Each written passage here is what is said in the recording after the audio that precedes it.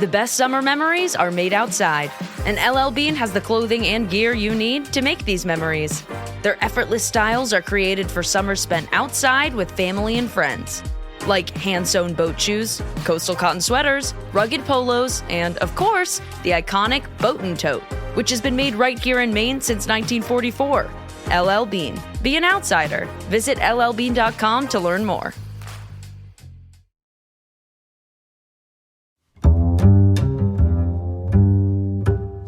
Bom dia, boa tarde, boa noite. Está começando o História FM Drops, nossa série de episódios narrativos curtos, contando para vocês histórias curiosas, tensas, revoltantes, engraçadas, enfim, de tudo um pouco. E podem ficar tranquilos que o História FM não entrou de férias de novo. Isso aqui é só um episódio especial mesmo. E o episódio de hoje é sobre uma história bem pouco conhecida, que mostra como às vezes um golpe de sorte de um único indivíduo pode mudar os rumos da história. Hoje nós vamos falar sobre o presidente que quase foi canibalizado durante a Segunda Guerra Mundial. Mas qual deles?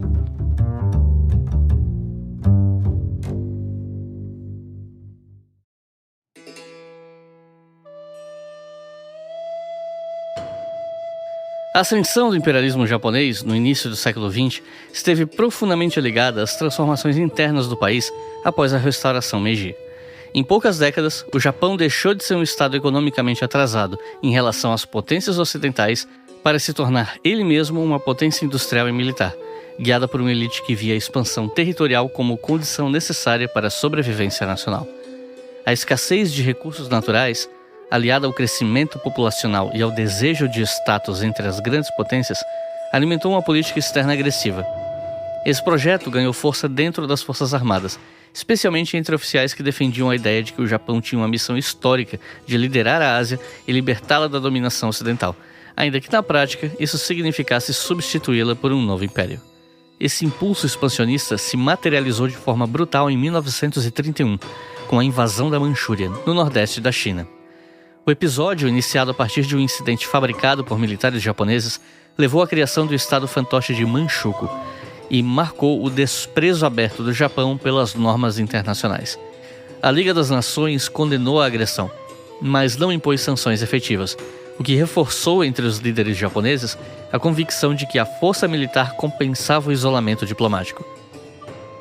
Em 1937, a guerra se expandiu para o restante da China, dando início a um conflito de larga escala caracterizado por extrema violência contra a população civil, como ficou evidenciado em massacres, execuções em massa e políticas sistemáticas de terror.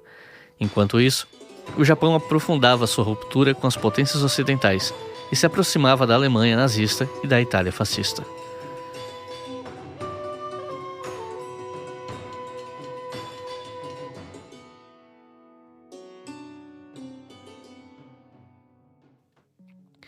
As tensões com os Estados Unidos cresceram à medida que o Japão avançava pelo Sudeste Asiático e ameaçava interesses econômicos e estrangeiros estadunidenses na região.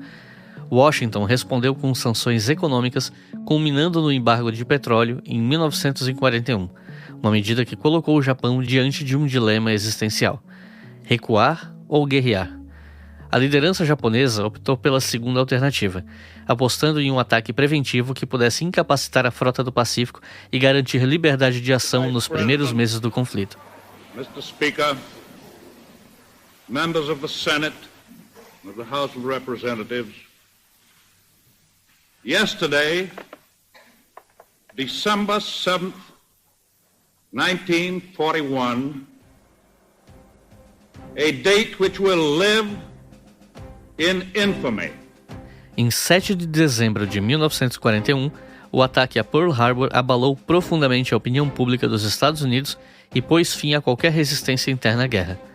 Poucos dias depois, o Congresso declarou guerra ao Japão, dando início a um conflito total no Pacífico, que rapidamente se transformaria em uma luta de aniquilação, marcada por batalhas ferozes, perdas humanas massivas e um grau de brutalidade que deixaria cicatrizes profundas em ambos os lados. Em um primeiro momento, os japoneses contavam com certas vantagens táticas, mas o ataque a Pearl Harbor falhou em destruir toda a frota do Pacífico que os Estados Unidos possuíam, algo que era fundamental para esse ataque ser bem sucedido do ponto de vista estratégico. O ataque fez a entrada dos Estados Unidos na guerra mais lenta do que eles gostariam, mas uma eficiente mobilização interna fez com que a forte economia dos Estados Unidos superasse os atrasos.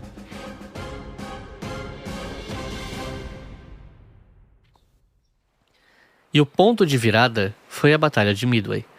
Após a quebra da criptografia japonesa, os estadunidenses atraíram os japoneses para uma batalha que eles puderam planejar minuciosamente. E todo aquele planejamento e paciência, aliados a uma aposta corajosa, se pagaram. No momento em que os Estados Unidos derrotaram o Japão em Midway, a marinha japonesa perdeu toda a esperança de virar o jogo na guerra. Após a Batalha de Midway, a guerra no Pacífico entrou em uma nova fase. Os Estados Unidos passaram a explorar plenamente sua enorme capacidade industrial, ampliando de forma acelerada a produção de navios, aviões e equipamentos, ao mesmo tempo em que treinavam pilotos e tripulações em ritmo crescente. Do outro lado, o Japão, limitado por uma base industrial insuficiente, por dificuldades tecnológicas e pela escassez progressiva de recursos, especialmente petróleo, começou a ficar para trás. A partir desse desequilíbrio, os aliados lançaram uma ofensiva longa e sistemática através do Pacífico, avançando de ilha em ilha por meio de desembarques anfíbios frequentemente sangrentos, enquanto posições japonesas consideradas fortes demais para invasão direta eram isoladas e neutralizadas por ataques aéreos. Essa estratégia, que ficaria conhecida como Island Hopping, algo como salto de ilha em ilha em português, tinha um objetivo claro: aproximar-se gradualmente do arquipélago japonês sem desperdiçar homens e material em batalhas desnecessárias. Bases como Truk, Rabaul e Formosa foram contornadas, privadas de suprimentos e tornadas inoperantes. Ao mesmo tempo, a marinha estadunidense evitava deliberadamente um confronto decisivo direto com a frota japonesa, apostando no estrangulamento logístico como arma principal. Submarinos desempenhavam um papel central nesse processo, atacando navios mercantes, interrompendo o fluxo de tropas e, sobretudo, cortando quase totalmente o fornecimento de petróleo do Japão.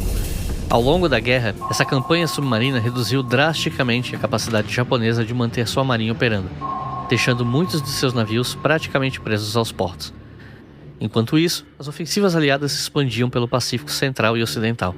Campanhas na Nova Guiné, nas Ilhas Salomão, Ilhas Gilbert, Ilhas Marshall, nas Marianas e nas Ilhas Palau abriram um caminho para bombardeios estratégicos diretos contra o Japão.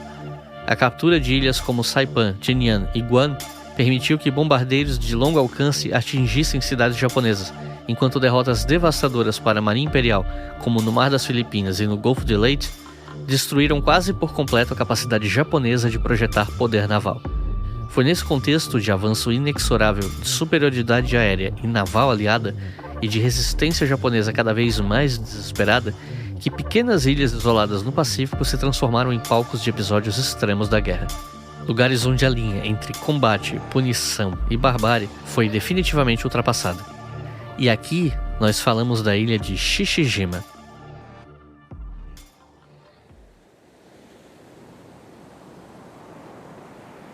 Desde 1944, aquela ilha vinha sendo martelada pelo ar. A invasão por terra custaria caro demais, e como em outros casos de invasão nessa guerra, os aliados preferiam bombardear primeiro e invadir depois. E ao enviar homens aos céus tanto para bombardeios quanto para defender as aeronaves bombardeiras de ataque da aviação de caça inimiga, você sempre conta com o fato de que alguns deles podem não voltar. Naquele setembro, 9 aviadores navais estadunidenses foram abatidos em missões distintas, mas próximas no tempo. Alguns conseguiram saltar de suas aeronaves em chamas, outros caíram com o avião. Alguns caíram no mar, enquanto outros alcançaram a costa. O destino deles, no entanto, não foi decidido no ar, mas em terra. A ilha estava fortemente guarnecida. Tropas do exército e da marinha japoneses dividiam o comando local, sob oficiais experientes, endurecidos por anos de guerra e por um sentimento crescente de cerco e humilhação. A cadeia de comando funcionava, mas funcionava em um ambiente onde a derrota já era pressentida, ainda que não admitida. A guerra se aproximava do fim, e isso tornava tudo mais brutal. Os aviadores capturados foram separados, e como era de praxe, eles eram espancados e interrogados. Não havia campo de prisioneiros estruturado ou protocolos claros, e o profundo ressentimento entre adversários de guerra e o profundo desprezo que estadunidenses e japoneses demonstravam uns pelos outros, em termos tanto de raça quanto de cultura, fazia com que a manutenção de prisioneiros muitas vezes não fosse considerada, em especial a de prisioneiros que bombardeavam a eles e aos seus irmãos em armas. Os relatórios que emergiram anos depois falam de espancamentos sistemáticos, de privação de comida, de humilhações calculadas. Alguns foram obrigados a cavar a própria cova. Outros foram executados sem cerimônia, por decapitação, por baioneta, por golpes repetidos e quaisquer outros métodos que a criatividade humana historicamente demonstrou quando o assunto é causar imensa dor e humilhação a outros seres humanos. Mas nessa história que eu estou te contando hoje, a violência não terminou com a morte. Em Shishijima, oficiais de alta patente, médicos militares, comandantes de unidade, membros do alto escalão local, participaram de atos que não podiam ser justificados nem mesmo pela lógica brutal da guerra. Partes dos corpos de alguns aviadores foram retiradas após a execução. Fígados, pedaços de coxa, carne humana tratada como ingrediente. Esses fragmentos foram preparados em cozinhas improvisadas, temperados com molho de soja, servidos em pequenas porções durante banquetes reservados a oficiais. Alguns participantes sabiam exatamente o que estavam consumindo. Outros, mais tarde, afirmariam a ignorância. Houve quem alegasse motivos medicinais. Houve quem falasse em rituais de força, em absorção simbólica do inimigo. Houve quem simplesmente não oferecesse explicação alguma. 4 dos 9 aviadores abatidos naquela sequência de missões tiveram seus corpos mutilados dessa forma. Os outros foram executados e enterrados sem cerimônia, ou tiveram seus restos descartados de modo igualmente indigno. Nenhum deles sobreviveu ao cativeiro.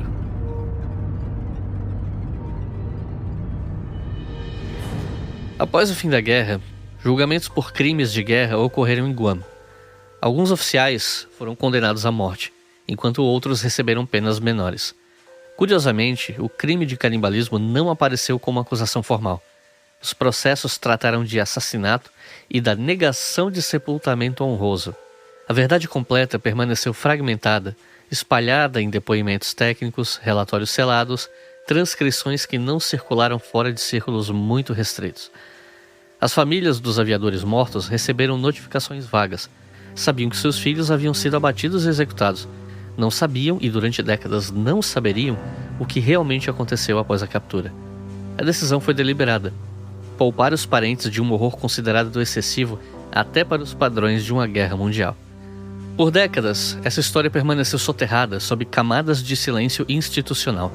Até que no início dos anos 2000, um pesquisador decidiu seguir as pistas esquecidas, James Bradley. Ele leu os autos, entrevistou sobreviventes japoneses e fez o possível para compreender os eventos com o máximo de detalhes. E então, ao publicar o resultado da pesquisa no livro Flyboys: A True Story of Courage, revelou ao público aquilo que havia sido mantido longe dele por mais de meio século. Entre os 9 aviadores abatidos, no entanto, havia uma exceção. Um deles caiu mais longe da ilha e não alcançou a costa. Encontrou, por acaso ou destino, um bote inflável e permaneceu no mar tempo suficiente para ser visto e protegido por aeronaves aliadas que mantiveram embarcações japonesas afastadas. Foi resgatado por um submarino a tempo de ser encontrado com vida. Esse aviador não testemunhou o destino dos outros. Durante décadas, acreditou que seus companheiros haviam simplesmente morrido, como tantos outros, vítimas diretas do combate. Ele voltou da guerra e continuou vivendo, mas não uma vida ordinária, como um trabalhador blue-collar, como se denominam nos Estados Unidos os trabalhadores braçais, operários de fábrica, manufaturas, construção, manutenção. O trabalhador que bota a mão na massa, ao contrário do colarinho branco, o trabalhador de escritório, o político, o intelectual. Este sobrevivente claramente seguiu o caminho do colarinho branco, até por ter vindo de uma família muito rica e influente. Ele estudou em Yale, desenvolveu uma carreira construindo a empresa petrolífera Zapata Corporation no Texas. Praticamente um deboche se você pensar que o Texas foi México no passado, e Zapata era um revolucionário que representava muito do que grandes capitalistas e barões do petróleo desprezavam. Esse sobrevivente da guerra seguiu carreira na política, circulou pelos bastidores do poder durante décadas, e tornou-se suficientemente influente para ser eleito vice-presidente, e em seguida ele finalmente foi eleito presidente dos Estados Unidos no final dos anos 1980, tornando-se o 41º ocupante do cargo mais poderoso do planeta, George Herbert Walker Bush. Mais do que presidente, ele foi um pilar fundamental na dinastia dos Bush na política estadunidense, expandindo a influência do sobrenome Bush na política do país. Além disso, foi o pai de George W. Bush, que presidiu os Estados Unidos por 2 mandatos e ajudou a consolidar a política imperialista do país no contexto do pós-Guerra Fria. Bush filho autorizou a invasão do Afeganistão e liderou o país em uma invasão ao Iraque com a desculpa de que queriam impedir o país de ter armas de destruição em massa, que Bush afirmava existirem. Mas tudo aquilo não passava de uma desculpa esfarrapada para que os Estados Unidos colocassem as mãos no petróleo iraquiano, abundante e de fácil acesso. A invasão foi responsável pela morte de mais de 1 milhão de pessoas. Destruiu o país e abriu caminho para grupos terroristas ainda mais violentos do que os que já existiam. O Afeganistão, por outro lado, comeu o pão que o diabo amassou, apenas para voltar às mãos do Talibã cerca de 2 décadas depois. Não sejamos ingênuos. Os Estados Unidos permaneceriam sendo um país imperialista e intervencionista com ou sem a família Bush na política. Mas nós podemos especular que ao menos algumas coisas teriam ocorrido de maneira drasticamente diferente.